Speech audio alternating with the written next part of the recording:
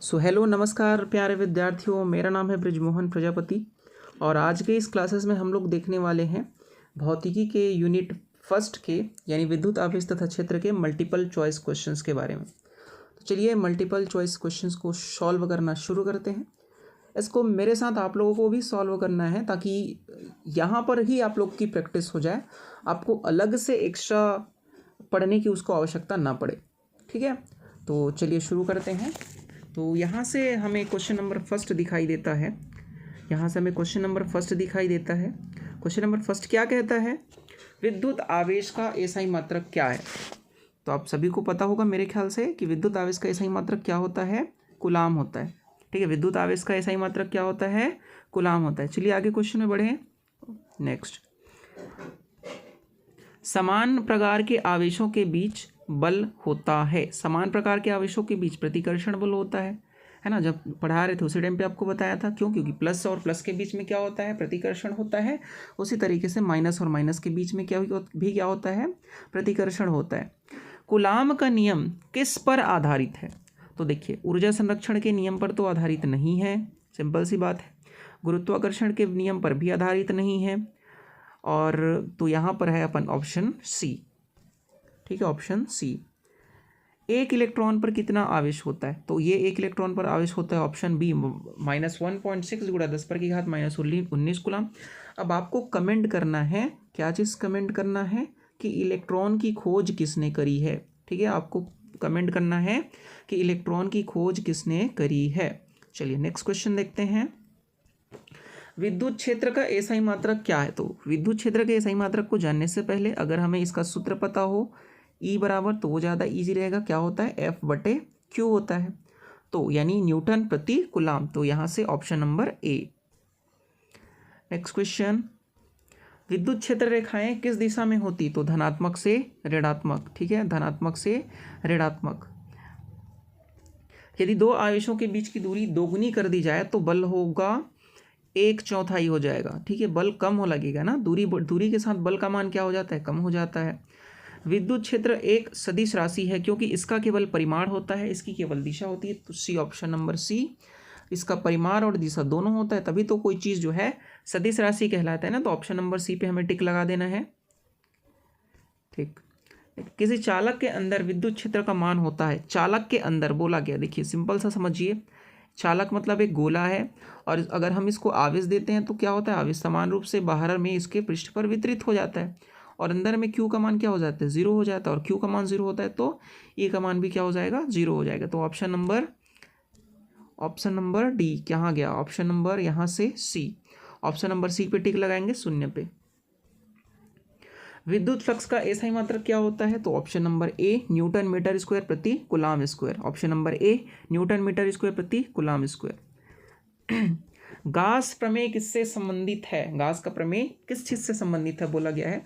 तो यहाँ पे ए बोला गया है विद्युत विभव, बी बोला गया है विद्युत फ्लक्स, सी चुंबकीय क्षेत्र और डी धारा। तो जहां तक हमें पता है इसके लिए हमें क्या टिक करना है? विद्युत फ्लक्स। विद्युत क्षेत्र रेखाएं एक दूसरे को कभी नहीं काटती। इसको मैंने आप लोग को इंपॉर्टेंट भी कराया था। क्यों? क्योंकि वे समांतर होती है। गलत। क्षेत्र रेखाओं की दो दिशा संभव नहीं है, ये क्लियर ऑप्शन है इसका। तो ऑप्शन नंबर बी पे हमें टिक लगा देना है। नेक्स्ट क्वेश्चन देखेंगे, आवेश का संरक्षण सिद्धांत किसने दिया था? तो ये ऑप्शन नंबर डी है, बेंजामिन फ्रैंकलिन। ठीक है, option number D, Benjamin Franklin. एक न्यूट्रॉन पर आवेश कितना होता है? तो न्यूट्रॉन तो भाई चार्ज रहित होता है, तो इसमें क्या होता है? Option number C, 0। विद्युत द्विध्रुव आघूर्ण की एसआई यूनिट क्या है? तो यहाँ पर इसकी एसआई यूनिट है कूलाम मीटर। पहले तो विद्युत द्विध्रुव आघूर्ण को किससे प्रदर्शित करते हैं? पी। और ये क्या होता है? एक आवेश और दोनों आवेशों के बीच की दूरी, यही होता है। 16 नंबर का क्वेश्चन बोलता है किसी बिंदु पर विद्युत क्षेत्र की दिशा होती है। विद्युत क्षेत्र की दिशा क्या होती है? धनात्मक परीक्षण आवेश पर लगने वाली बल की दिशा। तो ऑप्शन नंबर ए। कूलाम नियतांक के का मान लगभग है, कितना होता है के का मान? सभी को पता है। के बराबर क्या लिख सकते हैं हम? 1/4 पाई एप्सिलॉन नॉट। और इसका मान कितना होता है? 9 गुणा 10⁻⁹ तो ये लिखना है, ये ऑप्शन नंबर ए। नेक्स्ट क्वेश्चन कहता है विद्युत क्षेत्र रेखाओं की सघनता क्या दर्शाती है? विद्युत क्षेत्र की तीव्रता दर्शाती है, कितना अधिक ज़्यादा तीव्र मात्रा में विद्युत क्षेत्र वहाँ पर उपस्थित है। नेक्स्ट क्वेश्चन क्या कहता है, यदि किसी वस्तु में इलेक्ट्रॉन की कमी हो जाए तो वह क्या हो जाएगा भाई? धनात्मक हो जाएगा, सिंपल सी बात है ना? क्या हो जाएगा? वो धनात्मक हो जाएगा। तो यहाँ पे ऑप्शन नंबर सी धनात्मक हो जाएगा। गाउस का प्रमेय का मुख्यतः किसके लिए किया जाता है? मतलब गाउस प्रमेय का उपयोग मुख्यतः किसके लिए किया जाता है? विद्युत क्षेत्र ज्ञात करने के लिए, धारा ज्ञात करने के लिए, प्रतिरोध ज्ञात करने के लिए, शक्ति ज्ञात करने के लिए। तो ऑप्शन नंबर ए विद्युत क्षेत्र ज्ञात करने के लिए। कूलाम बल किस प्रकार का बल है? अल्प दूरी बल, संपर्क बल, दीर्घ दूरी बल। तो ऑप्शन नंबर डी दीर्घ दूरी बल। क्वेश्चन नंबर 22 क्या बोलता है? दो बिंदु आवेशों के बीच बल निर्भर करता है केवल आवेश पर, केवल दूरी पर, माध्यम पर, उपरोक्त सभी पर। तो ऑप्शन नंबर डी उपरोक्त सभी पर। क्वेश्चन नंबर 23 कहता है निर्वात की परावैद्युतांक एप्सिलॉन नॉट का मान होता है 8.85, यानी ऑप्शन नंबर ए पर ही हमें टिक लगा देना है। ठीक है, नेक्स्ट क्वेश्चन देखेंगे। यदि किसी वस्तु पर कुल आवेश शून्य हो तो वह कहलाती है उदासीन कहलाती। भी अगर चार्ज 0 हो तो वह क्या कहलाती है? उदासीन कहलाती है। विद्युत क्षेत्र रेखाएं चालक की सतह पर कैसी होती है? विद्युत क्षेत्र रेखाएं चालक की सतह पर कैसी होती है? समांतर होती है, स्पर्श रेखी होती है, लंबवत होती है, वृत्ताकार होती है। तो कैसी होती है? यहाँ से लंबवत होती हैं। क्वेश्चन नंबर 26 क्या कहता है? विद्युत द्विध्रुव में आवेश होता है धनात्मक, ऋणात्मक, शून्य। देखो विद्युत द्विध्रुव दो आवेशों यानी -q और +q से क्या रहता है? घिरा रहता है। तो इस पर आवेश टोटल चार्ज देखा जाए तो कितना होगा? 0 होगा। विद्युत क्षेत्र रेखाएं कहाँ से कहाँ प्रारंभ होती है? तो ऋणावेश से नहीं, धनावेश से। बिल्कुल सही बात। तो धनावेश से धनावेश से क्या होती है? ये प्रारंभ होती है। क्वेश्चन नंबर 28 क्या बोलता है? किसी बिंदु आवेश के कारण विद्युत क्षेत्र दूरी के साथ कैसे बदलती है? 1/r²। Option number B. Next question क्या बोलता है? यदि दो आवेशों का परिमाण 2 गुना कर दिया जाए तो उनके बीच बल क्या हो जाएगा? दो आवेशों का परिमाण 2 गुना कर दिया जाए तो उनके बीच का बल क्या हो जाएगा? तो जैसे मान लो परिमाण बोल दिया जाए, यानी Q1 और Q2। Q1 को क्या कर दिया जाए? 2Q, और तो ये 4 गुना हो जाना चाहिए, है ना? तो ऑप्शन को क्या कर देना है? यहाँ से 4 गुना बोल देना है, 4 गुना हो जाएगा। ठीक है।